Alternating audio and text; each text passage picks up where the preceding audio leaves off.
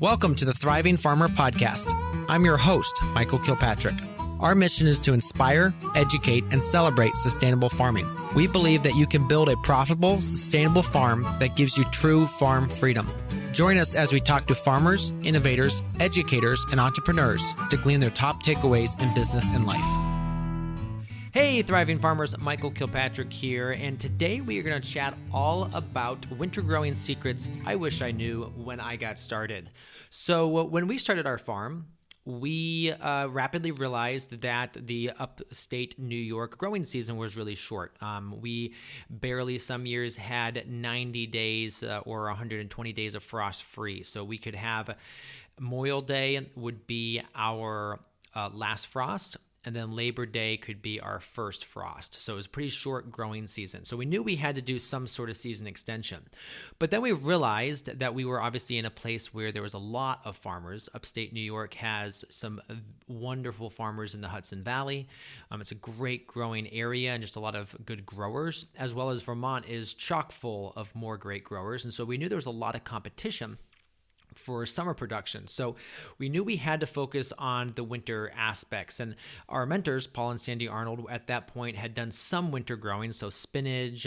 And then Seth Jacobs, who is a grower south of us, who I think has moved directly into a lot of hemp production now, was actually quite into winter growing and putting up a lot of greenhouses around that. So we took a look at what they were doing and then put our first tunnel up. And it was a 30 by 96 tunnel. We did all the mistakes we could the first year. We put wooden ends on it. We put wooden hip boards on it. We didn't put tall ground posts, so it was really short on the sides. You couldn't walk down the edge of the greenhouse. We bought it used, so we were trying to make everything work from damaged components.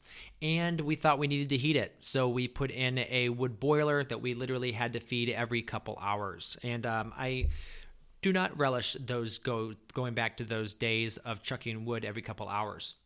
So the thing is, it was successful. I mean, very successful. We've got some great pictures of us that first year harvesting from the greenhouse, pulling out beautiful radishes and lettuce and spinach and Asian greens and that sort of thing. And we knew that we had found something that was our niche and that could really work for us. We just knew we needed to figure out the mechanics of it, figure out the dates, because again, with this first year, we didn't get stuff planted till November. So that meant that we weren't harvesting till April, I think it was probably early March or late February when we started harvesting.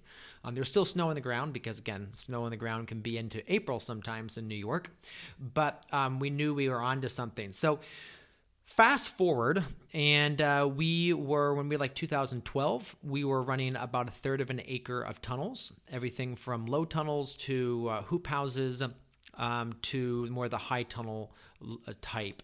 So, that really made a difference for us on our farm. We were able to go to markets 12 months out of the year. We kept our employees year round.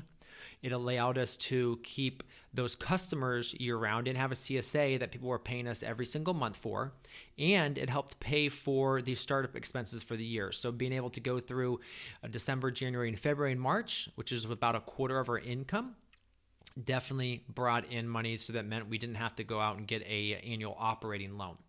So that's what we're going to discuss today. We're going to talk about some of the tricks and tips along the way that we learned, some of the things that we recommend as you're looking to get into winter production, or you just want to extend your season, because a lot of those things will translate into that as well. Okay, so first up, let's talk structures. So there's all sorts of structures out there. I mean, you can do the little low tunnels because they're super cheap per square foot, although I do not recommend them because trying to get into them under snow and just the amount of work that goes into putting them up, I think, and the amount of protection they provide doesn't correspond. I'd rather actually see you plant stuff in the field, do a good job growing it, and then harvesting it before it gets super cold and storing it in your cooler, which we'll get to in a little bit. I want to talk about that as well.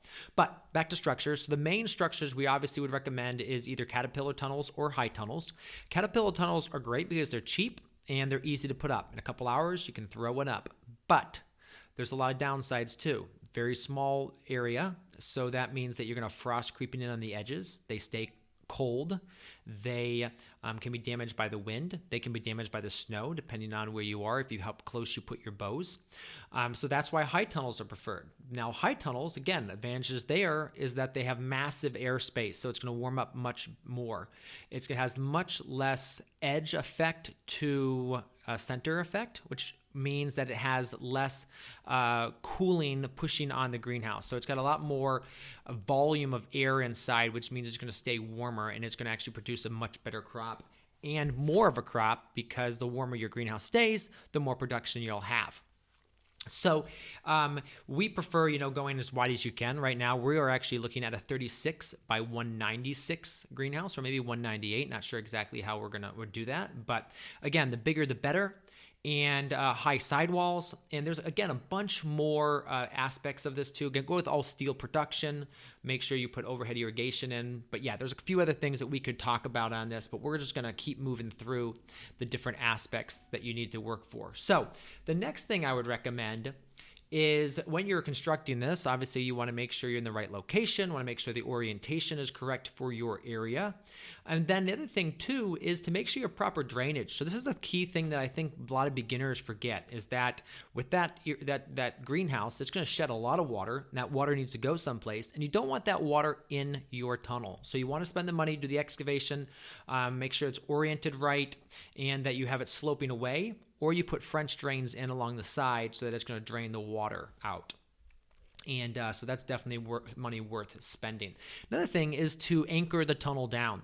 So especially as soon as you build it, if you build it in the fall or the spring and you end up getting some of those weather events where it is, it rains and then it's super windy, those pipes can actually slide right up out of the ground. And we actually had, when we built our first one, we actually had to drive our trucks inside the tunnel and put straps from the bows underneath the truck to hold the thing down, because it literally was lifting. It was like 2 feet up in one corner because of just the massive wind, and where we were located, we were on top of a mountain, and all the wind just blew right across there really, really heavily. So definitely make sure you use tie downs, and there's a couple different options for that.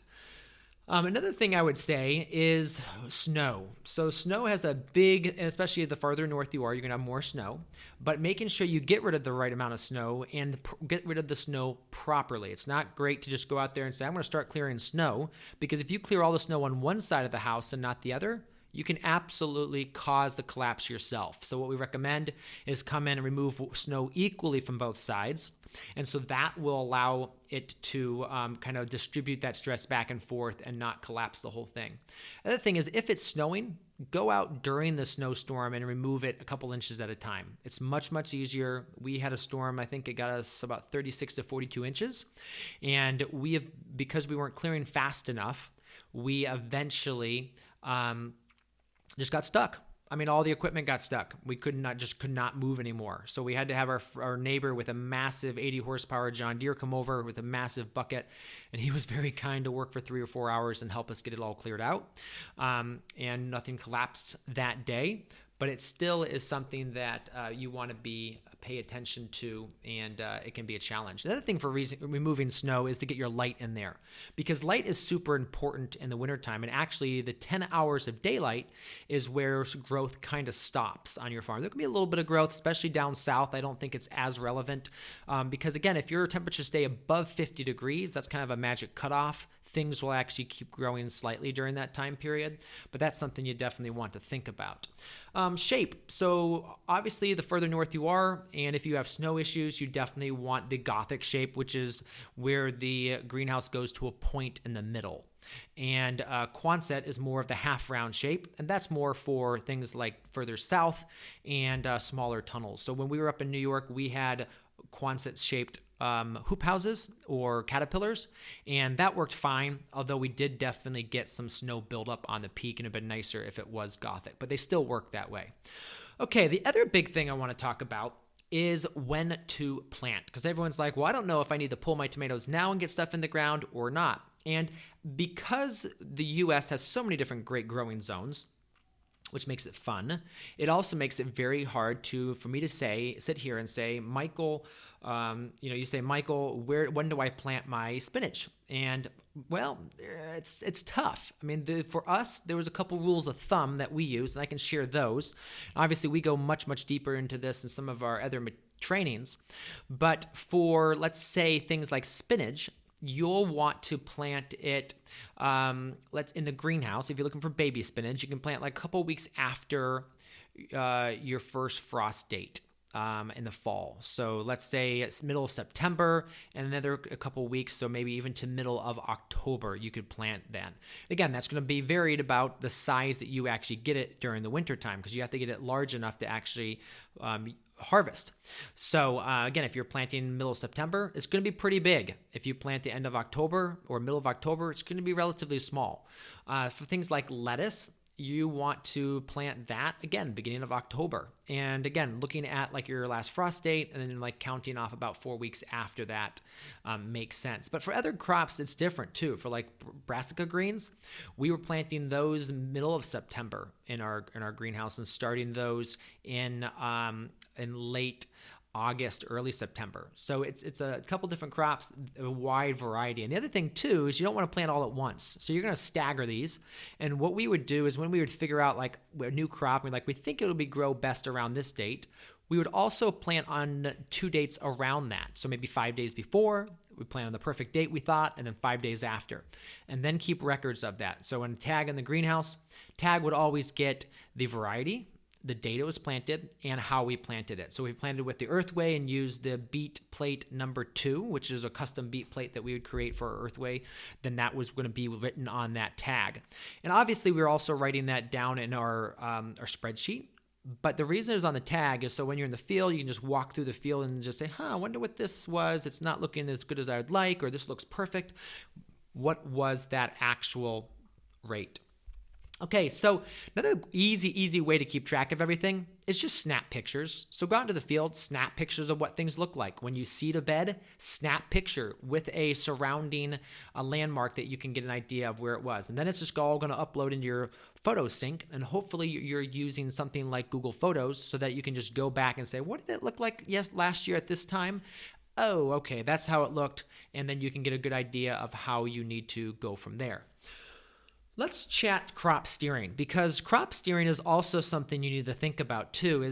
Again, every fall is different, and that's one of the wildly frustrating things about winter growing is that you never quite know when things are going to be ready. And so with crop steering, what you're doing is you're looking at things, you're comparing it to last year via pictures, and you're saying, okay, we seem to be a little bit behind this year, so what are we going to do? How are we going to manage that? Well, there's only a couple ways to manage that. Either you can row cover things or drop your sides on your tunnel to try to heat it up. If you're trying to slow it down because it's getting too big too fast, you're going to obviously raise your sides of your tunnel. You can slow it down by like reducing water to it, so you're just going to stop watering as much.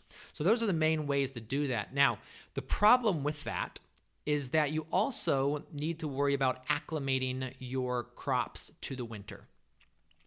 So with acclimating, what you're going to do is you're going to slowly bring the temperatures down instead of just letting the temperatures naturally fall. So what tends to happen is you got some beautiful fall weather, and it's like you're in your Indian autumn, I think it's called, or Indian summer, that after that first frost, you get that beautiful month of beautiful weather. And at the end of that, sometimes it will just rapidly drop. Usually around the time of a full moon is when the temperature just tends to bottom out. And if you're like 5 or 8 degrees lower than it has been before, that can actually damage the crops. So we've seen it where, it was great all along, it was beautiful fall, then all of a sudden this massive drop of coldness. And that can destroy your crops because the crops just aren't acclimated to that. They don't have the necessary antifreeze in their veins that would be caused by repeated warmer frosts, or, not as cold nights, I guess is what you could also say. So what you want to do here is you want to very carefully bring the temperature down over a period of a week or 10 days. Now, sometimes this is possible to do just with row cover and closing the house up. Sometimes you actually might need to bring in a salamander heater to do that, or extra layers of row cover. But this is key for production. Again, we'll talk through this. We have more details on this in some of our other trainings. So I'm just trying to do the high level because, again, What we're covering today, I'm trying to do like an hour podcast or maybe 45 minutes, is a 2-day masterclass that we teach a couple times a year. So I definitely want to try to give you the high level overview, but we just can't get into some of these details that I'd like to because literally I can only sit here in a chair for so long. So back to the acclimation though is, you want to bring it down a couple degrees at a time. And you also don't want to try to rush crops. So I'd rather you get the crops in the ground earlier than try to put them in later and rush them to get them to size because that will damage them more easily. Another thing too, this is a little thing, is like lettuce that's transplanted into the tunnel versus lettuce that's direct seeded will actually fare much worse. So the transplanted lettuce gets bigger. It has a larger stem because it's the bigger plant and it's spaced out more. And those cells in the stem, for some reason, just do not take the cold like the smaller baby greens do. So the smaller the plant, the better it will take the cold. And actually, if you plant in the middle of the winter in the tunnel, so let's say you plant in December and it's cold and the crop germinates in that freezing cold, you can pretty much do anything to it. You can't kill those plants. They just are super, super hardy because they germinated and they started out in that super cold temperatures, and they're acclimating to warmer temperatures instead of going the other way. So that's just a little tip there too, is that can help as well. Let's talk soil. Because in your tunnel, you're spending a lot of money on these crops and a lot of money on those structures. So you want to have the absolute best soil possible.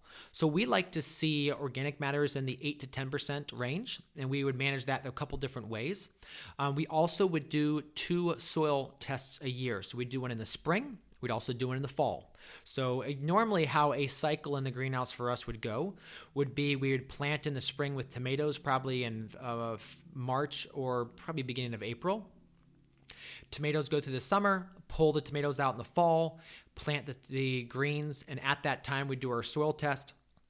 Then we'd go through the winter with greens, and then when we came back out, we would do another soil test before we put the tomatoes in. And both times we're going to top dress with, peat moss or compost or something along those lines to make sure that we had plenty of fertility, as well as put in some organic fertilizer as well. Now, word of caution on organic fertilizer is you don't want to put in too much of the chicken-based fertilizers, because chicken-based fertilizers, or for that fact, any animal-based fertilizers, is going to be high in salts. And again, fertilizer comes in multiple different forms, and one of the ways it comes in is just the salts. Like there can be nitrogen salts, and again, I'm not an expert on that, but when you do that, what that means is when you have those high salts is they accumulate in the soil a lot faster in the greenhouse than they do out in the field, because in the field, they're flushed away by the rains. And with the greenhouse, unless you're going to take your cover off every so often, you're going to have those salts. So you want to be careful about limiting that. You can do the flush yourself just by irrigating for 8 or 10 hours and just really driving them down. But if you go into your greenhouse now, and let's say you haven't irrigated for a few days, you have a white crust on the soil. You'll see at the tops of your soil, it'll be white. That's because of all the moisture wicking up, evaporating, and leaving those salts there. So it can be a real problem with trying to germinate crops. So if you have a crop that you tried to germinate in there and you feel like you're just not getting that germination, probably it's the salts. So kind of the sum up about soils is lots of compost, 2 soil tests a year. And again, you want to use the biological life soil test too. Don't just want a standard soil test because, again, those soils in there are so unique. With high N, they're just, it's almost like an artificial environment because it's covered with plastic. I mean, if some of those bigger houses, I have a friend in the Hudson Valley that has 2 42-foot wide by 196 long. Again, that's 42 feet by 196. So it's over 8,000 square feet of space. He says that they almost get their own microclimate in there, and there's almost like clouds in there because it's such a big space. So it's definitely something that, we're kind of making a manufactured environment. So there's going to be some aspects of that. All right, so obviously when you're preparing the soil, we usually do a deep rip, try to rip the beds to break up any compaction, till it, form the beds.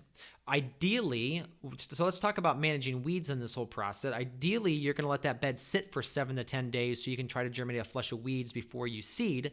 Sometimes that's not possible. So what we've actually gone to is 2 different growing systems. Well, actually, there's multiple growing systems, but 2 main growing systems in the tunnel. One, bare ground, where you're going to seed your direct seeded spinach, your lettuces, your mesclans, and then plastic covered beds. And the reason for this is when you cover beds with plastic, you get actually a 1 degree change in temperature, a 1 degree increase in the ground soil temperature because of that black aspect on there. So it is worth it, and it keeps the weeds down. I mean, one of the biggest weeds in tunnels is chickweed, and so being able to manage that is incredibly important. So let's talk that actually. Let's talk weeds. So the biggest weeds we've always had a problem with, again, this is on a productive system. So if you have like a beginning tunnel and you've got some perennial weeds in there, just try to get rid of those as best you can with tillage. But the ones that keep coming back, especially in fertile soils, will be tomato seedlings in the fall, as well as chickweed. So again, dealing with tomato seedlings, try not to let any tomatoes fall and self-destruct on the floor of your tunnel. We like to keep the ground covered with white fabrics or plastics to keep the light going up into the canopy. So again, anything that hits that, it's going to be swept off and moved away, so you just don't have those tomato seedlings on there. If you do, a good flame weed will take care of them, or opening the tunnel and letting it freeze in there will also clean them out as well. Because they're not going to be able to take the frost. So the other thing is for chickweed is you can flame it, although steaming the soil or solarizing the soil is a much better option. And so what we see frequently is someone will do a spring planting of greens in the tunnel and then literally till the entire thing, tarp it with clear tarps from side to side, water it heavily, tarp it with clear tarps from side to side, then seal the entire thing up for like a month or 6 weeks. And it absolutely works. I saw this at Jericho Settlers Farm outside of Burlington, Vermont. So they're up in like a zone 4, zone 3 area. And they did this, and it was a night and day difference, incredible difference between the 2 houses. So absolutely something you can do, absolutely something that is possible. It just takes time. And again, if you don't have the time, then the next thing would be to steam it. And steaming is something that we could do a whole talk about how to make that work. There's a couple growers in the U.S. that are working with it intensely and doing a lot of research right now. So, but the top aspect is what you do is you take this fabric sock and that you lay it all over the ground in your greenhouse. I think it's like a 6 foot wide by maybe 150 foot strip. And then you pump steam through it. And that basically penetrates the soil and basically cooks the soil and kills all the weed seeds and bad fungi and diseases and that sort of thing. And obviously the biggest thing people say is, Michael, does that hurt the beneficial organisms? Well, yeah, it does. The worms will just go down deep and survive it, but you are going to kill some mycorrhizae and stuff. And so what we end up doing is, as soon as that comes out, we'll just go back in and introduce good bacteria, a whole host of good bacteria. And there's all sorts of ways you can make that. You could actually take some soil from your greenhouse and kind of propagate it out. But the problem with that is that you're also probably propagating out the bad bacteria as well. So frequently it's good to bring in just brand new bacterium that you're going to be happy with. Okay, so weed control, we kind of covered that a little bit. And then flaming, of course, works. So again, if you're direct seeding, you can direct seed, irrigate, wait 3 to 5 days, and then flame the tunnel. And so again, with tunnels, because there's such a great soil tilth normally in there, again, tomatoes come out, then we go ahead, prep the beds. Then what we do is we go ahead and seed, or actually wait 7 days, irrigate again lightly, seed again. And the reason for that is the first irrigation is to germinate the weed seeds. The second time, we are going to just go ahead and kind of break the crust again so we can seed it, depending on what seeder you're using, depending on how much of a crust it can take. So that's obviously a little bit of a nuance there. But then you go in and seed, and obviously at that time, hopefully you're seeing some weed seeds come up. And then you're going to wait a couple days right before your crop germinates and then flame the thing hard to just knock off that full aspect of weed seeds. And that should really set you up for success in there. All right. So there we go. Let's talk space utilization. So one of the things I've seen people do is that they don't utilize the space well in their tunnels. And with that expensive per square foot, I mean, we're looking at usually for a high tunnel, $4 to $12 a square foot, depending on what options you get, depending on the bells and whistles. And so it's an expensive space. You want to make sure you maximize your dollars per square foot. So what we've done is, again, the wider the bed means the less paths, and paths aren't making you money in the tunnel. So you want to have wide beds. You want to have planted right up to the ends. And so you want to be, as high as like you can. I've seen some farms up to 90% utilization. I've seen some people plant the Pac-Man style where they basically just plant from wall to wall and then just kind of like start their way in and harvest their way in. That tends to work, but that tends to work for more of a one cut, not like a repeated recut situation. So that may not be why it might not be best. We would plant in beds. We usually did 5 foot on center. So usually like a 42 or 48 inch bed top with a foot path. Again, narrow as path as possible just to get yourself down, wide bed to plant as many greens as possible. Trying to soak up as much sunlight per square foot as possible. So then too, the other thing is you can interplant too. So like we would plant Swiss chard and bok choy together. Now the Swiss chard grows slow. So you harvest off one time in the fall, then it kind of sits there through the winter, and then it will start harvesting again in February like crazy. Once the sun changes, the temperatures come back up, that Swiss chard will literally pump out a bunch per plant per week, it felt like, in the spring. So you just pump out a ton, but between that, you have December, January, and February that there's not much happening. So that's why you would interplant it with Asian greens, which actually grow much more at a lower temperature and are a little bit hardier. So again, you're harvesting that, and then as soon as they start to bolt, which would be in end of February, you rip those out and the Swiss chard would take over.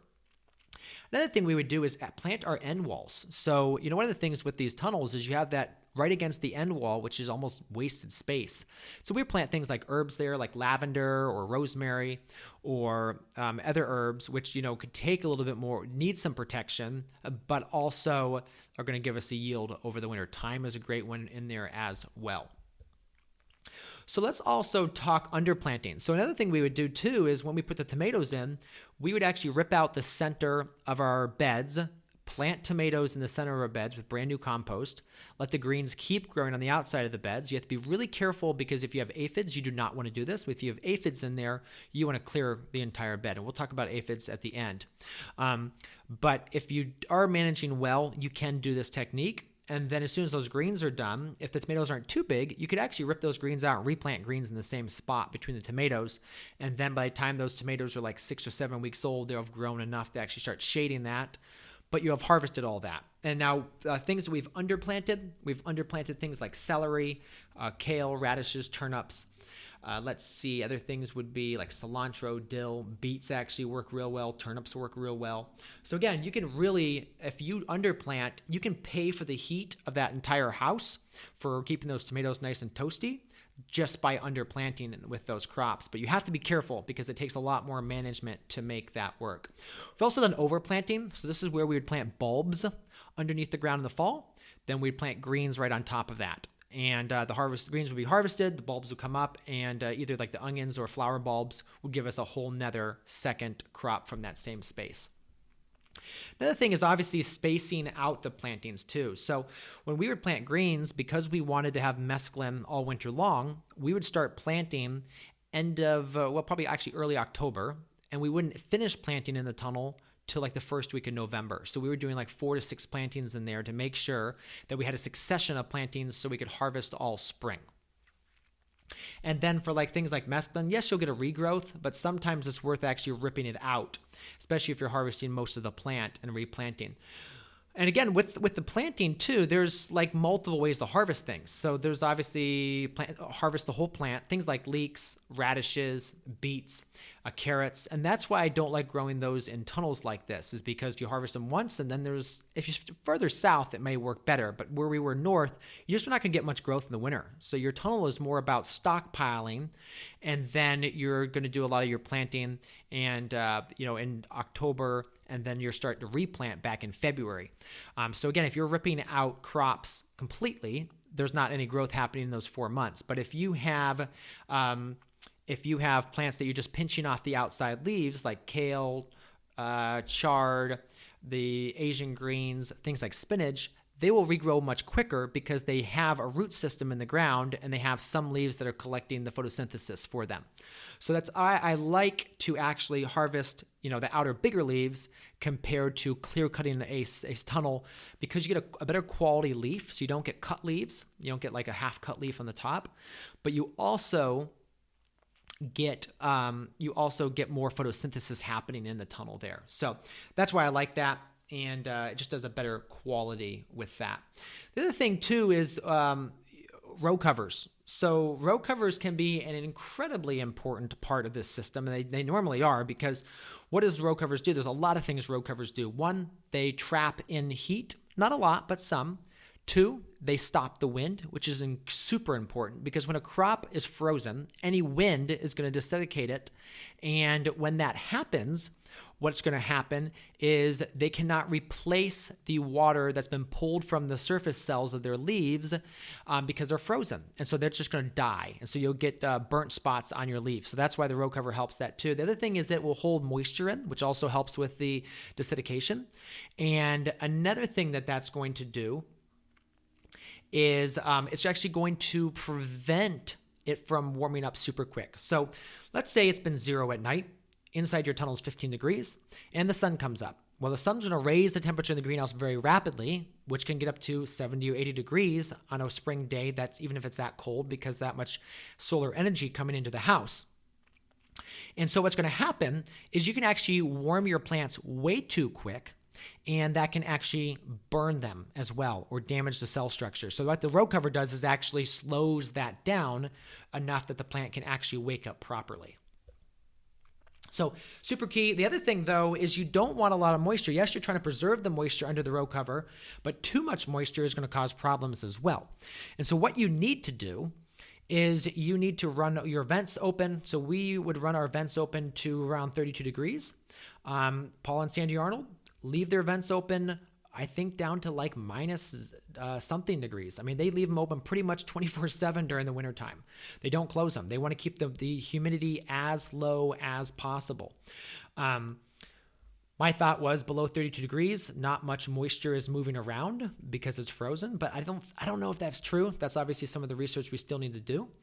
So we thought, closing those vents would keep it a little bit warmer. But again, I mean, the thing about the walls of greenhouses, they're either 2 layers of plastic, 1 layer of plastic, or maybe polycarbonate. There's not a lot of insulatory value there, so it's not really affecting too much. So yeah, that's the aspect there. So yeah, the row cover is you want to keep the heat as close to the plants as possible, because what you basically in your greenhouses you're doing is there's this huge battery of soil heat that's in the ground. And you're going to basically release that into the plant area. And your goal with the row cover is to keep all that heat in. So it's really important to make sure that you focus on that. All right, so let's keep moving through the different topics here. We've talked about some planting. We haven't talked crops. So crops are super important. We've talked about weeds. We've talked about transplants versus direct seeding. Now with kale and chard, transplanting actually works real well. And for an early planting of lettuce, so if you know you're going to harvest it in December, actually transplanting it works really well because you can get it in a little bit later, get it up to size, harvest it out. If you're going to replant that, you're not planning on it lasting through the winter. We talked about stale seed bedding. We've talked about planting on plastic. Weeding. So I really love the wire weeder. So that originally came from Johnny's. There's a little hand thing. We were the first ones to actually turn it into a stand-up weeder. So we just went out and got wiggle wire, actually took wiggle wire, bent it into a shape, used a hose clamp to clamp it to the end of a mop handle or maybe a painting handle. And that was our first wire weeder. And since then, Elliot Coleman's done a lot of work on that. And, Two Bad Cats worked on a version with us as well. And so there's a couple different ways you can use those out there. But the reason we love wire weeders is they don't move a lot of soil. So they move very little soil. And they just do a great job of sliding between the rows and getting rid of all those hair stage weeds. All right, so we also talked acclimation. So we went through that, hardening off crops, making sure it doesn't go down too fast, and you can damage it. And let's see, also hardening off in the fall, make sure you're gradually lowering those temperatures. Now, one of the things we would do for that is that if we had like a full bed or full house of kale, and we would plant Pac-Man style for the kale. So I've got a picture on our ebook that you can grab, and it basically is one side of the tunnel to the other is just planted every 15 inches with kale. I mean, just solid straight across. And what we would do is just work our way in and start harvesting. And what we'd do is leave the plastic off as long as possible. So we'd leave the plastic off till probably November. Maybe throw a row cover over it if it was super cold. But when we saw that it was going to get down to the teens and stay there, that's when we put the plastic over. And so then that crop would be super hardy underneath there, and we wouldn't have to worry about acclimating as well. The other thing is that a lot of the time it's the second cold night to worry about. So the first one, it dips, it gets cold, but there's enough heat in that soil to give off and help things. But the second night, because the heat has gone out of the soil, is where it frequently gets too cold, and then you has the problem. So the thing with that too is that another pro tip is to, if you notice cold nights coming up, irrigate. Because the thing about irrigation is that's putting a lot more heat holding capacity in the water, because water holds a lot more heat than air. And so if you can saturate the soil with a lot more percentage of water in the layers of the soil, the root zone, than air, you're going to be able to hold more heat down there. So there's that as well. We talked row covers. Let's talk pests. And then let's wrap this up. So some of the major pests that you're going to see in your tunnel are the customers always wanting more and more greens. So that's a big aspect there. So you've got the customers, which nothing you can do about them. You can kind of fend them off normally. We did actually, in our wintertime, we would change our bag size. So in the summertime, we would sell 1/3 of a pound bags of greens. In the wintertime, we actually moved to 1/4 pound. And that was because, again, we wanted to stretch it further so we could keep, again, even with 1/3 of an acre of tunnels, we just couldn't keep up production because we moved so many greens with, again, multiple hundreds of CSA members and all the other retail customers at our farmers market. So we moved the bag of the size of the greens down to be able to stretch it a little bit further. And then we also eliminate all buy two, or deals. So normally during the summertime when we had lots of salad mix, it was 2 bags for $7. It was $4 each or 2 bags for $7. That pushed usually 50 to 60% of folks to buy 2 bags. The wintertime that went away. We'd completely get rid of that. So other pests in the greenhouse can be voles. Voles to me are one of the worst ones because not only will they just eat the leaves, they will chew the entire plant, destroy it. And they tend to hide in plant material or under tarps or stuff like that. So you want to keep around your tunnel super, super clean. You want to keep it mowable. So you want to have all the edges so you can just mow down it, or ground cloth along the edges so there's no place for them to hide, because coyotes and hawks, and actually, here in Ohio, we actually saw a bald eagle the other day, which was super cool. We were out working. Actually, my friend Mike had brought the horses over, and we were standing out with the horses. So we were doing some wagon rides for folks, and the bald eagle just went over. It was super cool to see that. We have a rather large river near us, the Miami River.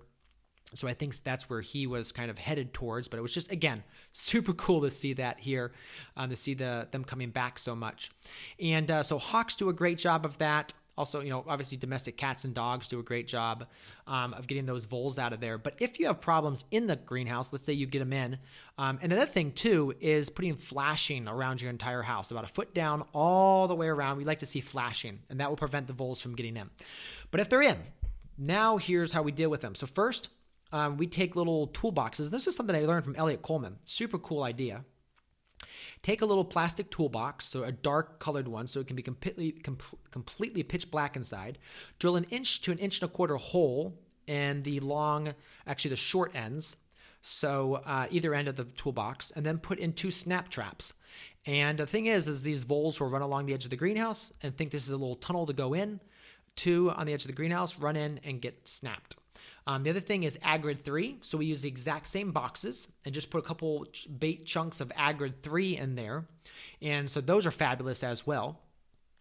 And the other thing is just take a piece of 4-inch pipe, 4-inch drain pipe, and slide 2 traps in as well. With those, they again think it's a great tunnel to go hide in, and then the snap traps are right in their way and they get trapped. So that's how to deal with voles. Moles, we tend not to have a problem with them in the tunnel just because the tunnel is such improved soil. There's not a lot of grubs in there. It's turned over so fast, and that's what they're going after is grubs. But that is something definitely that may have a problem as well. The other big one for winter is aphids. And aphids can be really, really challenging. It's really all about your management of nitrogen. Now, I always like to think that a highly tuned biological soil will release nitrogen at the rate the plants need, and that when you don't release too much nitrogen at one time, you're not going to have aphids, because when you have high nitrogen levels, what happens is the cell walls are a lot less, I guess I would say a lot less strong, or they're just a lot weaker. And when you have weak cell walls, what happens is they can puncture the walls much, much easier, which means when they can puncture easier, they actually can grow faster. And they grow faster, they have more babies, and pretty soon you will have aphids over your entire greenhouse. Now, a lot of this comes back to the weekly crop walk. So we recommend a weekly or actually bi-weekly crop walk, where every couple of days you're walking through your greenhouse, checking, looking at things, making sure there's no aphids. And if you see them, obviously as soon as you see them, you're going to spray for them. And there's a couple different things you can spray, but making sure that they are, under control is key. So keeping those plants with plenty of fertility. So again, we talked at the beginning how with fertility, you want to, the amounts of fertility people using vary greatly. So again, maybe I should have mentioned this at the beginning, but every couple of years, Sandy Arnold, Elliot Coleman, and myself, we host this frozen ground conference. And usually it's in Vermont. It's in August. So we get some of the top winter growing experts from across the country together. And for 2 days, we vigorously discuss a lot of the time, the best ways for winter growing. And it's a lot of fun. I mean, it is so much fun, because again, it's the deep thinking around this winter growing and like, how can we move this forward? How can we get more people to eat local greens, and how can we produce them at better rates for people so we can penetrate the market more. And so we have great discussions. And this last year's, it was 2019, we do them every other year. We had a great discussion about fertility, because there are people all over the map. There's some people that, like Elliot Coleman, who doesn't test his soil and, just puts on what he thinks the soil needs. And again, being Elliot, he's been farming for so long that he literally probably is that level of skill. So again, I would still have to go up there and do a soil test and see what the actual soil says. But then you look at Paul and Sandy, who are putting on a lot of fertility in the fall. They're putting down a lot of fertility, and that works for them. Some people are putting down a lot less. David Kohlmeyer is there, and he's a crop consultant from, I think, Ontario. And he was talking how one year he didn't put down any fertility on a brand new field, but because the biological activity was so high, his crops did incredibly well. So again, it's this fertility aspect of things is, there's not one formula, one recipe that fits all. Again, it all comes back to that soil health. How can you increase your soil health? How can you do a better job with fertility? And not just what you apply, it's about how you care for the soil too. So that's going to pay a huge aspect to this as well as reducing aphids. But some of the farmers that do have the best soils and doing a fabulous job with their soils still have problems with aphids. So I think there is some cultural control that needs to happen as well. And, obviously we can bring in beneficials. So things like lacewings, wings, things like ladybugs. And then obviously there's some sprays as well that you can use as well. So back to kind of wrap that little side discussion up would be that you need to really think about your nitrogen. You need to be constantly monitoring what's happening in the greenhouse. Another technique we would do is we would actually flush the nitrogen in the spring, because here's the thing. You put on all this fertility, the soil's getting colder, so this nitrogen's locked up and not being released. But in the spring, as the nitrogen comes back from the soil warming up, because now it's an explosion of nitrogen, and we usually see an explosion of aphids around the same time, we would actually irrigate heavily, which actually would flush that nitrogen down in the soil a little bit and help reduce the aphids. But we'd also, at that same time, usually we'd have in our calendar, February 1st, you're ordering ladybugs and just get the ladybugs in there. And obviously there's actually a specific way you want to release the ladybugs in the tunnel too. So you got to make sure you do that properly, or else they'll all fly off. So we talked about nitrogen levels, deficiencies, watering. Let's talk about watering in the tunnel, because we've kind of mentioned it a little bit, but there is actually, and this is something that I think some people don't understand well. And so you want to make sure that you don't have too much moisture, because again, moisture causes disease. And we haven't actually talked about disease, but it actually is related directly to the amount of moisture in there. So first, when we start the crops in the fall, the first thing we do is going to irrigate heavily after the summer crops come out. The reason for that is to make sure that the water is distributed evenly throughout this entire tunnel. If you're putting tomatoes in there, normally you're running drip tape right under the tomatoes, which means between those rows of tomatoes, there's some dry spots. You don't want that to happen. So first we do is we irrigate the entire tunnel. Then we're going to go ahead, wait a couple days, bed up our beds. And raised beds are better because with raised beds, you get better air drainage from the beds, as well as there's more surface area of the bed for the warm air to get against and heat up the beds. So we definitely see a rise in temperature once you have raised beds. And so the other thing with the tunnels too, so we is irrigation, is then you're going to obviously irrigate to settle your plants in or your seeds in, to irrigate that so they germinate. And then pretty much you want to stop watering, except when it's super, super dry. I mean, we will let the surface completely dry out, and that's going to help with sclerotinia. It's going to help with anthracnose. It's going to help with different downy mildew, that sort of thing on the different crops.